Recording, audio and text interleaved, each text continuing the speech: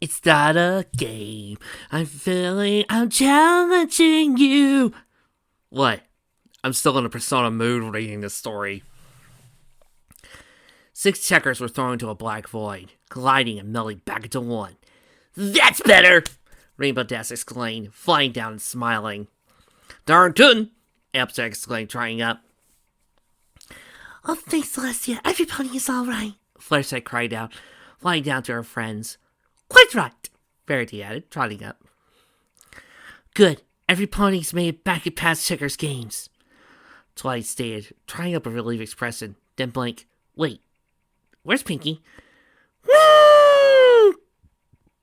Yelled Pinky, falling from the sky. Imagining a bouncing house as she landed and bounced out. Here, pony, you're all here! The 6 all hugged each other. Alright, so what the hey is going on here? Asked Rainbow, confused. How is she doing this? Twilight narrowed her eyes to Checker. She's using a dream infiltration spell on all of us, aren't you, Checker? Checker gasped. How did you?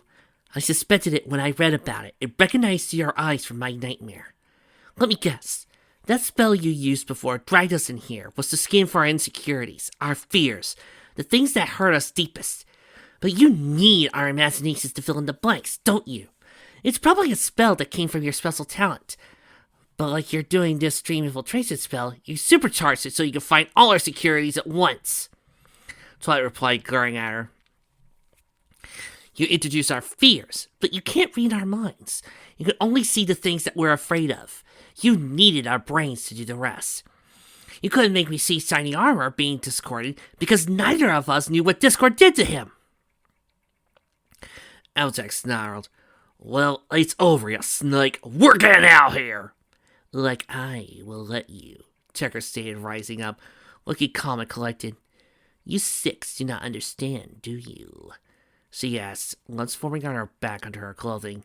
In this world, I am not any mare. I am queen here. I am invincible! She stated, 2 huge wings erupting from her back as her proportions grew to that of an alicorn. Her mane changed to blood-rain energy. I am the alicorn, and you are just the pitiful mortal ponies! Pinky gave a yawn. Oh, that's our final boss. Really? What?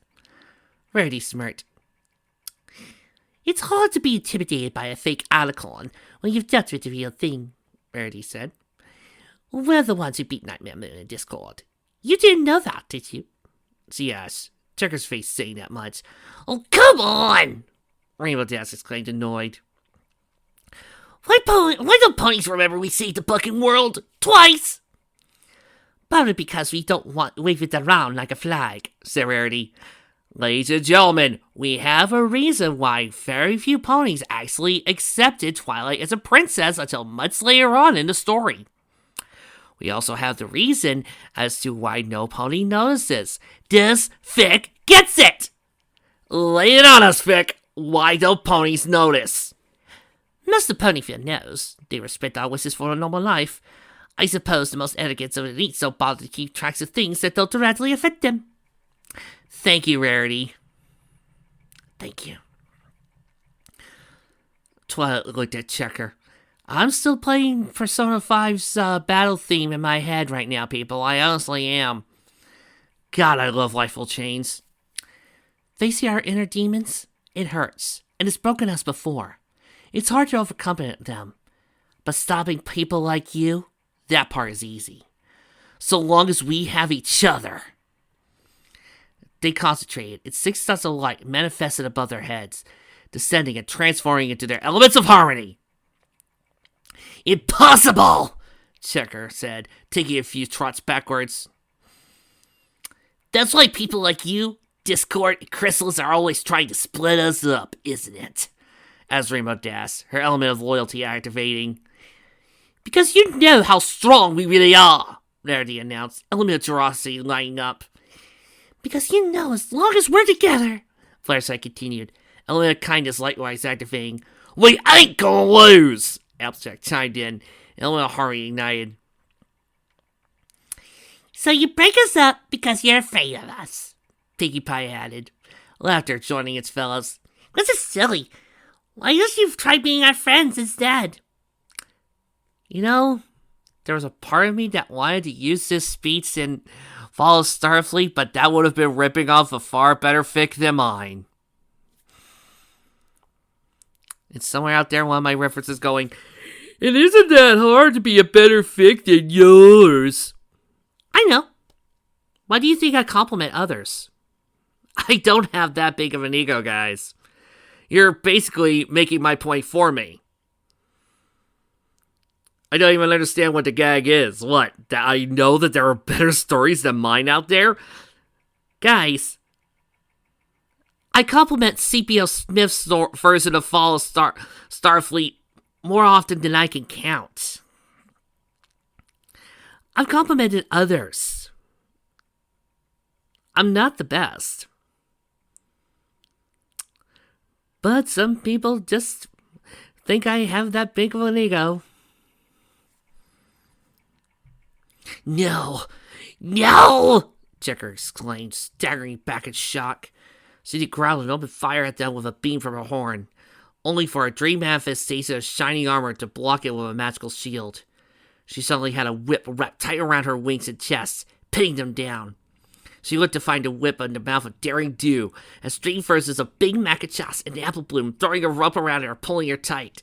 A stallion fitting every depiction of a Prince Charming character from stories joined them by throwing a rope around her horn and pulling it taut.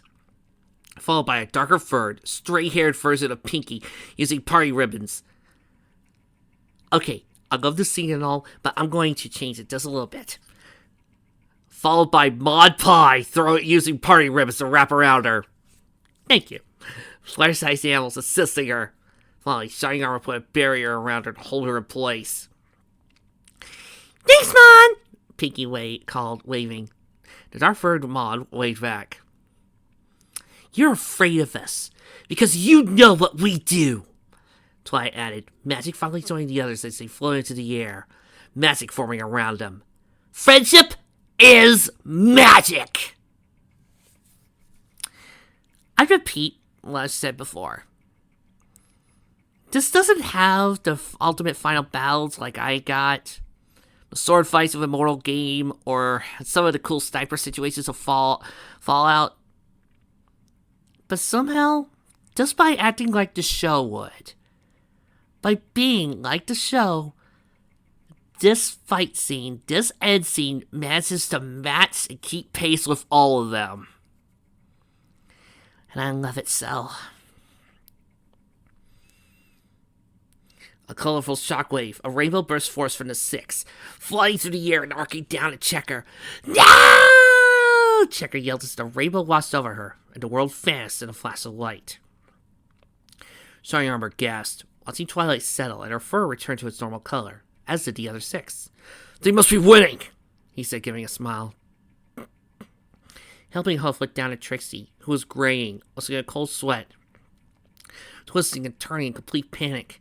He could hear her heart racing, her breathing becoming erratic. If she didn't turn things around soon, she would have a heart attack. Trixie, Helping Huff started crying. This is all my fault. If I just stopped Checker sooner, maybe none of this wouldn't happen. Stop blaming yourself for something you're not responsible for.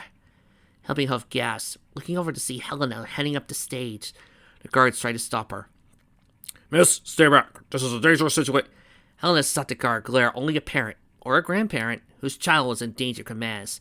Yes, and my granddaughter's in the thick of it. I kindly suggest you allow me through so I may help her. She stated, not an ounce of malice in her voice. The guards gulped. They looked to Shining Armor, who after a moment of thinking nodded. Sorry, miss. Our mistake. Helena gave them a thanks and walked past, over to Trixie and Helping Hoof. By the looks of things, you're the only one who stopped Checker at all, so don't go blaming yourself for her doing. But Helena, Checker is... Helena said sadly, my granddaughter, and I still love her. But I'd be a blind man not to see she's gone too far and has to be stopped. I tried to protect them every way I could, but I couldn't protect Checker from herself. Helena laid down next to Trixie. Now come on, let's get Trixie through this, both of us. Helping Huff nodded slowly. Trixie, I know you're strong. Don't let Checker rule you a minute longer. You're stronger than she is. Helena nodded and hugged her granddaughter, showing considerable strength just to restrain the panicked mare. Trixie, I've known you since you were a filly. You're stronger than Checker, because you're not afraid to listen to your heart. You got friends. You have me. We're behind you all the way. Trixie panted, hiding behind a building, hearing the crashing of footfalls all around, trembling in absolute terror. She was having trouble breathing. It was a cold sweat. I know, it's a dream, so why can't I change anything? Checker let out a demented laugh, stomping through Sugar Cube corner. You want to know why? Because you're a weakling, a coward, Checker yelled, losing any degree of restraint and refinement. You've always been weak. Remember when we were kids? All the times you got into trouble and didn't know why. All the times everything was going so right and it went wrong so suddenly. That was all me. You know, I just realized this is the second time in the past few months I've dealt with a bad guy who is completely sadistic enough to overly focus on the hero. Checker and Eobard Thawne could form a club. You knew it, didn't you? But what happened every time you tried to stop me? You failed! Those last 2 times were just flukes! You're not strong enough to beat me. You know why? Because I'm strong, you're weak. I'm big, you're small. I'm right, you're wrong. That's how it will always be! Trixie continued trembling. The cover of her mouth to stifle a scream as a claw tore a wall through nearby. Checker thankfully started searching elsewhere, giving a moment to breathe. She's right, she muttered. I'm a coward. I'm afraid. I'm weak. I can't beat her. Trixie, don't give up. Don't ever call yourself weak. Trixie blinked. Rainbow Dash. Trixie, we know you could beat her. Don't quit. Twilight's voice called. Little rat, you can kick that mayor's flank. Kick her out of your head. Applejack chimed in. You helped us conquer our nightmares, Trixie. We know you can do the same. Verity cheered. Trixie. Go Trixie. I really do believe in you. I'm just not good at cheering. Go Trixie, you can do it! Trixie's excitable voice chanted, something like a cheerleader. Trixie's gasped. Everybody, they're cheering for me. I can hear them. Actually, we're right here, said Twilight's voice. Trixie jumped slightly as she found her friends around her. How? How did you? Checker drug us into our dream world too, but we broke out of our nightmares, Applejack explained. Pinkie Pie was in a cheerleader's outfit with pom-poms. She somehow held in her hooves. But for some reason, our elements aren't showing up when I try to imagine them, Rainbow Dash complained, concentrating hard. Because the Checker we've been fighting wasn't the real one, Twilight explained with realization, sounding grim. Darling, please elaborate, Verity replied. Crazy as Checker demolished another building, too close for comfort. Trixie, where are you? Come out, wherever you are! The raging beast called out with a bout of insane laughter. Checker divided her attention between the 7 of us, but it seems most of her attention was on Trixie. We'd be a part of her, probably an important part, but the rest was here, Twilight explained. Now we're where Checker really is. She's too experienced in manipulating dreams for us to overpower and take control. Trixie's the only one who could do that. Trixie, are you having fun? I know I am. Oh, great, now you got me doing the lady R's. I'm going to kill you for that. Checker bellowed, giving a ferocious roar that sent Trixie hiding under a piece of rubble. I can't. Trixie started, trembling in fear. Trixie, what? Twilight guessed as a hair. You're afraid of Ursus, aren't you? What? No, Trixie isn't. She isn't afraid, Trixie said, not sounding convinced. Trixie, the more you reject it, the stronger you're going to make her. She gets more powerful the more your mental state is affected. Are you or are you not afraid of Ursus? Be honest with yourself. Trixie hesitated for a moment before nodding. Yes, I'm afraid. Trixie, you're the only one here who's experienced with dream manipulation as Checker is. If you don't stop her, there's no telling what might happen if her horn breaks from the stress he's putting on it, and the spell's interrupted suddenly. We could be trapped in a dream forever, or worse, Twilight replied, hating putting this pressure on her, but knowing there was no other choice. She put a hoof on Trixie's shoulder. Trixie, we've all got your back. We know you could stop her. But, Trixie started, letting out a shout as the crowd sounded closer. I can't! I'm too scared! She exclaimed, proudly cowering into a ball of hyperventilating. First, I put her hoof on Trixie's shoulder. Trixie, being brave isn't not being scared. It's doing what you're afraid to do. Trixie gasped, looking at her friends as they all stepped forwards and put a hoof on her shoulder back in support. Trixie, darling, we're not the only ones behind you. Our loved ones are all cheering us on, Verity added. If you listen closely, maybe you can hear yours. Trixie blinked, to close her eyes and concentrated. Trixie, I know you're strong. Don't let Checker fool you a moment longer. You're stronger than she is. Helping hoof? Trixie gasped, listening. She could feel him, like he was right there with her. Trixie gasped. Grandmother! Trixie, I know you said you were a filly. You're stronger than Checker, because you're not afraid to listen to your heart. You got your friends. You have me. We're all behind you, all the way. Trixie gasped. They're here. They're all here. Darn tootin'. Now give that mare what for. Got it? Appleseed asked, giving a smile. The others nodded, while Pinky did a cheerily routine. Checker laughed, flipping to building off his foundations to reveal Trixie and her friends. There you are, Trixie! And you're the friends, too! What a wonderful surprise! She screamed, giving us a kind of laugh. I enjoyed this little game of hide and seek, but now you're mine! No, said Trixie, looking up at her. Trixie's costume manifested and she launched up, flowing in the air and gliding daggers at her insane sister. What's wrong? Oh, decisions. Part of me wants to use Moon Revenge from Sailor Moon, because that song's awesome. We've used that multiple times for this type of fight. Another part of me wants to use Power of Love, and the other part of me wants to use Carry On. Well, let's rock, shall we? Fine. Let's do this. Here I am, standing in the night. My powerful horn, the only light. Alone against my darkest fear, but I sense my friends are near. I'll draw from each the power I need. Evil queen we will defeat. Give me the strength to carry on. With all enough, we can't go wrong. Only together we face the fight, and nothing can stand against our might. Trixie is not yours. Trixie is her own mare! Checker gasped, staggering back, crossing several houses as he did so. What? But you're supposed to be afraid! Trixie smirked. Trixie is afraid of Ursa's Checker. Trixie is terrified of Ursa's, but Trixie is more afraid about seeing her loved ones suffer. She's done being afraid of you, and most certainly is done being alone. Trixie's friends, our grandmother, they all believe in Trixie. Because of that, Trixie believes in herself. Yeah, that's right. The entire audience is cheering with you, Trixie. Go get her, Trix! Yelled Rainbow Dash as Twilight teleported the group to a safe distance to watch.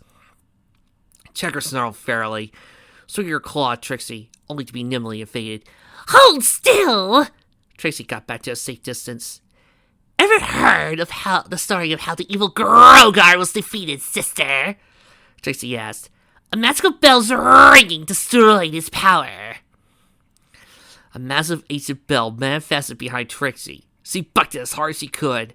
Checker roared in pain, covering her ears tightly, staggering back.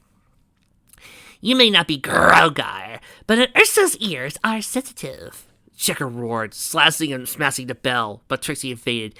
Stop moving! Checker chased Trixie, biting and clawing at her, demolishing everything in her path, but failing to catch her sister. Checker, what did you say you hate Trixie? Checker snarled. Yes! I hate you! Do you think I'd be doing this if I liked you? She roared, slashing at Trixie, who evaded nimbly.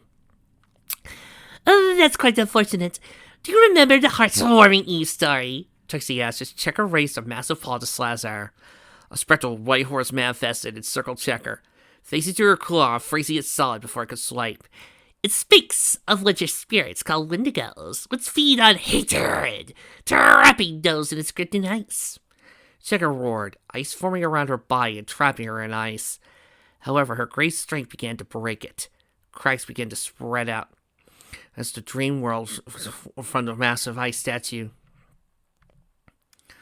Twilight gasped, "Oh no! The dream world's breaking apart! Our horn must be close to breaking!" Trixie teleported in front of the group. "Then, shall we end the story?" Trixie asked, smiling to her friends. "Give me the strength to carry on. With all our love, we can't go wrong. Only together we face the fight, and nothing can stand against our might. With all our strength, the battle's won. With all our love, we can't go wrong. We've had the strength to carry on." I may love the original Sailor Japanese music, but God, if Carry On is a great song. "You should do the honors," Verity replied. "We'll back you up." Trixie nodded, turning to face Checker, the others standing behind her, concentrating along with her. "And of course, when the citizens of Turing Valley needed to face the vile T-Rex, only one thing could defeat his dark power," Trixie announced, a light appearing above the 7 points and descending into Trixie's hooves. A red heart-shaped locket manifested, hanging from its chain around her hoof. "The Rainbow of Light!" Checker smashed her way free, roaring and raised, eyes completely animalistic. The 6 put a hoof on Trixie's shoulder or back and supporting, glared at Checker. "Checker!" Trixie exclaimed as he opened the locket, releasing a tiny rainbow. "Game! Oh, fire!" I yelled all 7 as the rainbow grew to a massive one that twisted and wrapped around Checker before triggering a massive explosion of light. It twirled around, grasped her, pulling her high into the sky, when another brilliant explosion caused the dream world to vanish into white. Was that fight sequence good enough for you? Woo! Nothing like that. Note to dear Mikey and all other bad writers, this is how you write a awesome last battle sequence. Signed, the management. Checker let out a cry of pain, falling backwards to the ground as Trixie's eyes open. "It's over, checkmate!" The others all awakened as well, hugging their worried families happily. He saw Trixie rust over to her, giving her a hug as well. "You did it, Trixie!" Twilight cheered, smiling happily. "Well, that was some real good thinking with the Rainbow of Light," said Applejack, patting her on the back.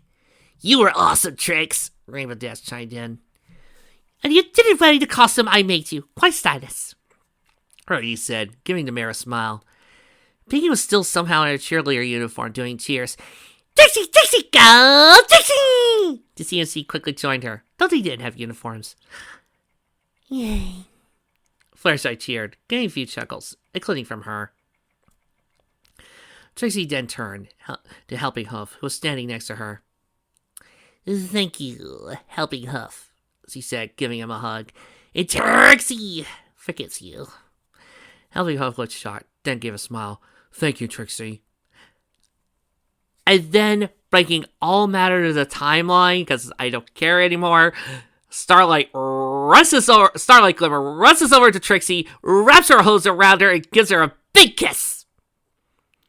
And then Trixie is hugged by the rest of the Lunaverse cast, because I gotta bring them in too. Checker snarled, carrying her hose and trying to power up her horn again, only for a small explosion of magic to go off in it, causing her to cry out in pain and stagger back. Several cracks right through her horn that cracked like magic. She snarled like a wild animal and lowered her horn, charged Trixie, and Helping Hoof head on. Trixie turned, seeing it coming, and seeing Helping Hoof fast at a fireworks explosion. Checker ran through it, dove her horn deeply into the support beam, causing her to get stuck. "Ugh. If It's all the same to you. I think I'll have that drink now. Trixie staggered a little, still drained. She felt tired all over. She collapsed, but found herself supported by somebody. She looked up to find Helena smiling down at her. Grandmother, Trixie asked, tears welling up in her eyes as she looked up at her grandmother. She hugged her grandmother and was hugged back. Grandmother, what are you doing here? Trixie, I am so glad to see you. But why are you here? I got your letter, sweetie, said Helena, smiling down at the younger unicorn. And I came to tell you my answer in person. Getting caught up in the fight was mere coincidence. She explained, then looked down at Trixie and kissed her forehead. And I'll forgive you. I'll always love my granddaughter. She answered, giving a smile and hugged Trixie again. Oh, that's so sweet, said Fluttershy, smiling. Even Rainbow Dash seemed to find it touching. Helena then sighed, looking at Checker. Both of them, even if I can be very disappointed in them. Shining Armor and the guards helped pull Checker out of the beam. Checker Monarch, you're under arrest, he replied, putting cuffs on her forelegs. Checker was loaded to a chariot with a closed top and buried between the driver and the backseat to protect the driver. The mare kept her head lowered, snarling with rage, but generally looking absolutely defeated. Hey, Checker, there's a psychiatrist I know that worked with Kudos to help him finally realize after about, 16 years that he was generally an asshole. Helbinghoff walked up to the passenger's side door with cuffs on him as well. Both had small devices on their horn to block magic, primarily in Checker's case to keep her from hurting herself. She tried to use magic again. Trixie looked at Helbinghoff, a conflicted expression on her face. Helbinghoff, you don't have to. You helped to stop Checker. Trixie is sure the princess would give you a pardon. Helbinghoff shook his head. No, I've helped Checker do so many awful things. I need to pay for it as well. I will testify against her, but I deserve to be punished. No, Trixie said simply. You deserve to atone for what you've done. Trixie understands, but atonement and punishment are not the same thing. Don't forget that. Helbinghoff gave a smile. I'll remember that. Thank you, Trixie. Maybe we can be friends after. Trixie hugged him. We are friends. Helbinghoff gave a smile. Thank you, Trixie. He then gasped, Wait, the chauffeurs! What happened to them? They knew everything Checker was doing, and had less compulsion than I did. Don't worry about them, Helena said, trying up with a smile. I took care of them. You had to open your big mouth, said one of them. The three, now all tied up with their own flight harness, hanging upside down from a tree as the guards came to get them down. How was I supposed to know their grandmother was listening? Exclaimed another one. You don't mess with the grandkids, said Helena with a smile. Was then faded as he looked at the police chariot. Helena walked over, looking at Checker with sad, disappointed eyes. Checker, she said with a sigh, the serious mare merely snarling like an animal. I love you, Checker. I always will. But this was the choice you made.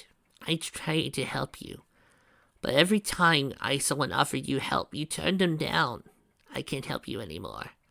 I'm sorry, she said, turned away, a tear running down her cheek. Checker snarled. Love is for the weak, she stated with a glare. I don't need it. Trixie walked up, giving her sister a glare. Checker, a part of Trixie wants to say you've done nothing but hurt Trixie since the day she was born. Tried to ruin her friends' lives. And generally, we're the worst sister ever. You've made your bed. Believe it, you monster!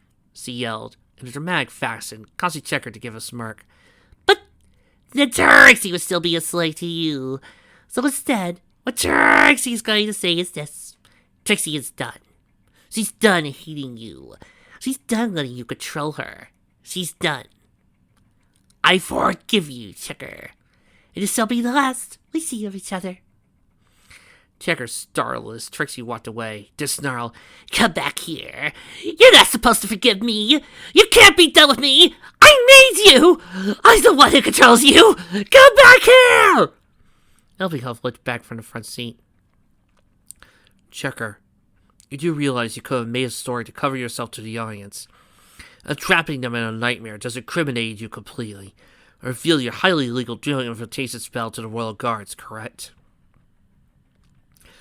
Checker miserably beat her head against the glass, separating her from the front seat. Elvinghoff simply chuckled. Diamond Tiara watched her parents from the wondering crowd as all this transpired, looking genuinely scared. She looked up to her father and mother. "Mom, Daddy," she said, getting to look at her. "Yes, Princess," asked her mother, looking down at her lovingly. "I just wanted to say, love you both." Gee, what type of final song for this end montage should we end this with? Oh, let's see. We could end it with the MLP theme. Nah, that's too obvious. Oh, what about Friend for Life? Now we did that. Wait a minute. You're right. Hit it, Magpie! Mighty and powerful, great and powerful Trixie. Mighty and powerful, great and powerful Trixie. I'm so powerful you can't hope to beat. And those who challenge me, I'm sure to defeat. Pay attention cause I'm here to show I'm the best. Beat the rest so you're sure to be impressed. See how easily it comes to me. You need me in a corner when facing down an enemy. Cause there's nobody who can stand up to the great and powerful Trixie. Mighty and powerful Trixie. Mighty and magical, super stupendous, Trixie, Trixie to the moon. Mighty and magical, super amazing, Trixie to the moon. Dear Princess Celestia, I've learned a valuable lesson. One of the most valuable I've ever learned. Trixie lowered food to Fluttershy's animals telekinetically. Fluttershy offering help when the unicorn got confused and it was accepted. It doesn't make you weak to accept help when you need it. In fact, it makes you weaker if you don't. Trixie carefully sewed patches onto dresses in Rarity's shop. Spike tapped her shoulder and pointed her to the mane. It was laid in a cloth. Trixie smiled and floated back behind her head with telekinesis. If you're not willing to accept help, then when you encounter something that's too much for you to handle on your own, you'll find yourself too weak to handle it. There's no shame in asking your friends to help you. Trixie accompanied Applejack to Camelot, standing by her friend and slowly giving her tips, or presenting her apples with an air of refinement. Applejack won first. Even if Half-Lacey broke down and gave her a main accent entirely, that actually seemed to make her more popular. Hey, what's more, friends are wonderful things. When you're lost in darkness, a real friend will light the way. Sometimes a friend has to say things that hurt, because they're things you need to hear. While still in Canterlot, Blue Plaid approached Applejack, a look of guilt on his face, seeming quite timid in contrast to his normal personality. He offered an apology for how he acted to her at the gala. It wasn't very prince-like of him. She accepted it. Friendship is magic. It is the bond that holds ponies together. And all it could do is make you stronger. It could defrost a cold heart. The Diamond Dogs performed community service at Ponyville to make up for helping Checker, under the threat of whining by Rarity if they refused. Meanwhile, Trixie met Spike's new pet Phoenix, obtained while she and Applejack were in Canterlot in an epic adventure Trixie was presently being told about. Simpson Snail slowly approached her and looked at her remorsefully, not sure what to say. She looked down and smiled, gave a nod, and being hugged. But only if you let it. No pony can be saved unless they want to be. Helping Hoof, and the president wearing appropriate garb, he was writing a letter and sending it to Trixie. Then went over to an inmate learning program, class being theater. Rarity loaded a minecart full of gems with Spike's help, while the Diamond Dogs took another minecart with the exact same amount back down to their caves with a wave. But I know I wanted to be saved, and I was. Trixie baked apple pies to Super Cute Corner. Pinkie Pie helped whenever needed. And I know I wouldn't trade my friends for anything. Helping Hoof stepped off a carriage and was greeted by the whole group. Pinkie somehow set up a party for him in the minutes it took him to disembark. Trixie trotted up to him, smiling. He smiled back, then turned, causing Trixie to grasp when he saw his flank, seeing a theater curtain cutie mark. She looked up at him in shock, then hugged him, followed by a group hug with the rest. Trixie, Little Moon, Midsummer. 6 months later. Trixie cannot believe they opened a theater in Ponyville. Whoever convinced them of that? Asked Trixie, sitting at a table with Sugar Cube Corner with the others. It decked out for a party and celebration, courtesy of Pinkie Pie, Derpy, Ditzy, Biscuit, Snip, Snails, and the CMC were all present as well, along with several friends Trixie had made in intervening time, including a yellow-furred, red-maned Pegasus with a game controller cutie mark. Seth, is that you? And of course, a white-coated Pegasus was there with a red mane and his own personal little writing style cutie mark. Well, it had to pop up somewhere. I had to be a part of this story too. Sorry guys, it's thrills. Besides, somebody's gotta write these things down before getting back to the portal. Don't look at me like that. I like being part of the story and commenting. So there. Rarity averted her eyes. I wouldn't know, darling, Z replied, looking left and right. Helena chuckled, saying next to her granddaughter, "Oh, the goddess. I think we can all thank the princesses they did." Helena didn't live in Ponyville. She merely visited Trixie often. Unsurprisingly, she and Pinkie Pie got along excellently. Can we have some end credits on the side here? Thank you. Trixie nodded. Yes, very much so, she replied. Now Trixie and helping Trixie means Statehof have stable jobs she enjoys, she continued. Soon Trixie will be able to afford a house here in Ponyville. Trixie still lived with Twilight, but a few months ago had brought her her own bed so Twilight could have her own back. So that made things much more enjoyable. Statehof, his new name after earning his cutie mark, lived in a small apartment in Ponyville at present, having been paid by Monarch Inc. not to press charges for Checker's mistreatment of him. Wasn't enough to buy a house, but enough to get him back on his hooves. The party was also to celebrate his new cutie mark.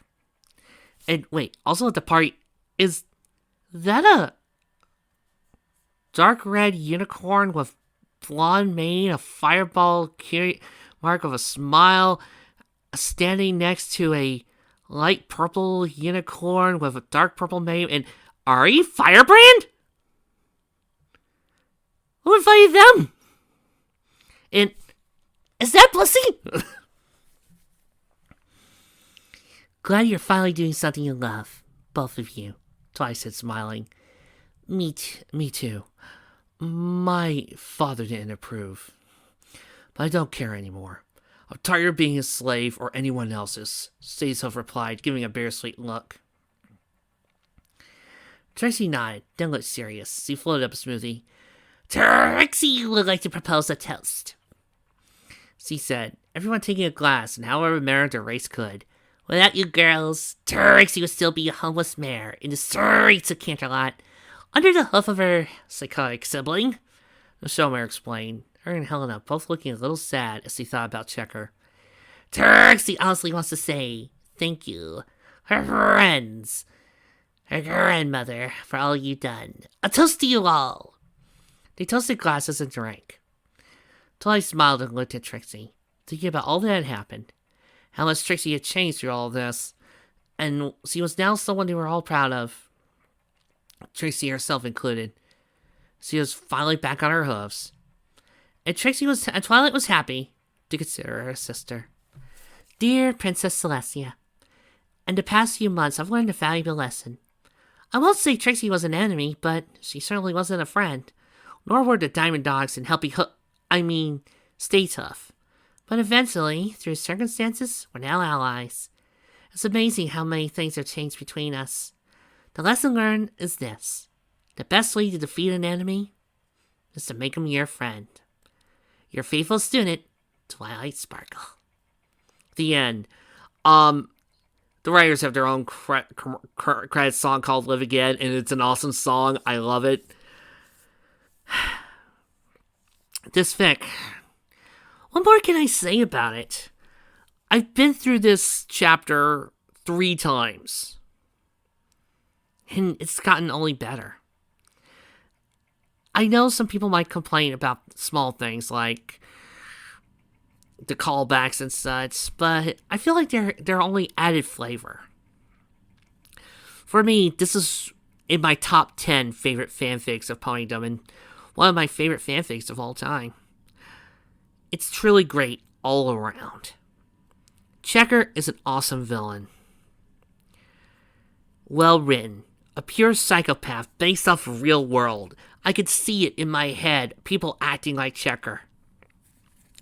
Of how obsessiveness, hate, and anger could control you so much that makes you mad and unable to see the better world.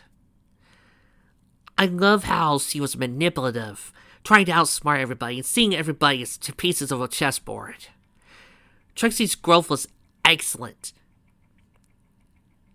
Yeah, I know this fic doesn't have some of the stuff that we've seen over the past 8 years. It doesn't have some of the shipping moments. Doesn't have some of the awesome battles. Doesn't have anything else. But what it is that it's like the show. That's what makes this brilliant. I could see this be a movie of the series. I could see this being a multi-parter. Maybe if Starlight was anything like this, people wouldn't be as mad.